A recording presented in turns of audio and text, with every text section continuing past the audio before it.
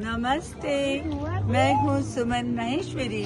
करती हूँ आप सभी का प्यार भरा अभिनंदन।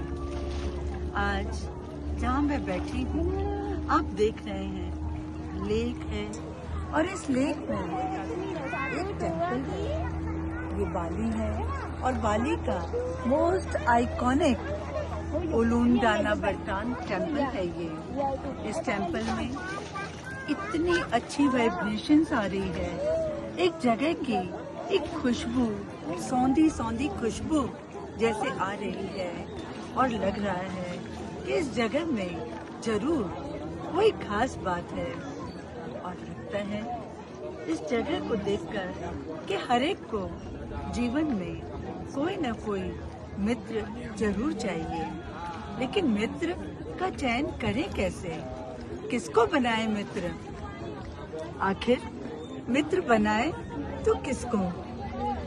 तो सच पूछिए तो आत्मा ही आपका सच्चा मित्र है। आत्मा ही मित्र है और आत्मा ही शत्रु है।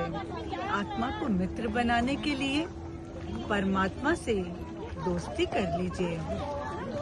जब आप परम पिता परमात्मा से दोस्ती कर लेते हैं तो उनकी जैसे ब्लेसिंग्स आपको मिलने लगती है। वो आपका दोस्त बनकर आपके सुख में दुख में साथ देते हैं। वो आपको गाइड करते हैं, वो आपको रास्ता बताते हैं। और जिंदगी में यही तो चाहिए।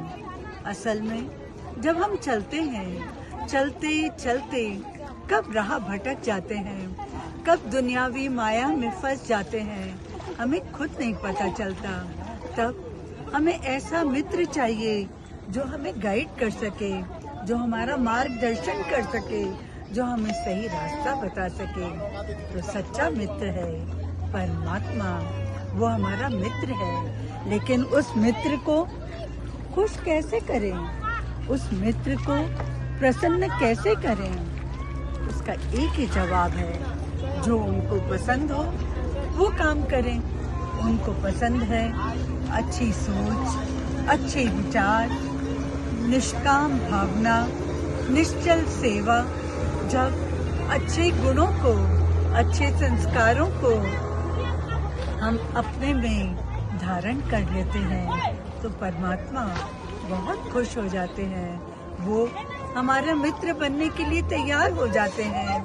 दोस्ती का हाथ वो थाम लेते हैं और जब वो हाथ थामते हैं तो हमें किसी और सहारे की जरूरत ही नहीं पड़ती। और मित्र यानी हमारे परमात्मा मित्र खुश कैसे होंगे?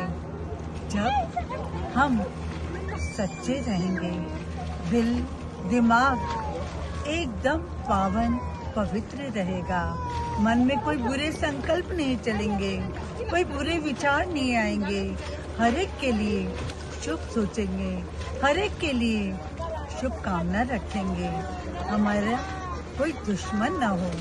अगर किसी ने हमारे लिए बुरा भी किया तो भी हम उसके लिए दुआएं दें,